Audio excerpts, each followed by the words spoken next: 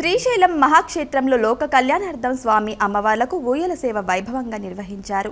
తొలుత మహాగణపతి పూజ చేశారు. అనంతరం స్వామి అమ్మవార్లను ఊయలలో ఆసీనులను చేసి షోడశోపచార పూజలు జరిపారు. అమ్మవారికి అష్టోత్తరం, త్రిశతి, ఖడ్గమాల, సహస్రనామ పూజలు, స్వామివారికి సహస్రనామార్చన పూజలు నిర్వహించి మహామంగళహారతులు సమర్పించారు. లోక కళ్యాణాన్ని ఆకాంక్షిస్తూ శ్రీశైల క్షేత్ర గ్రామదేవత ఆంకాలమ్మకు దేవస్థానం విశేష పూజలను నిర్వహించింది.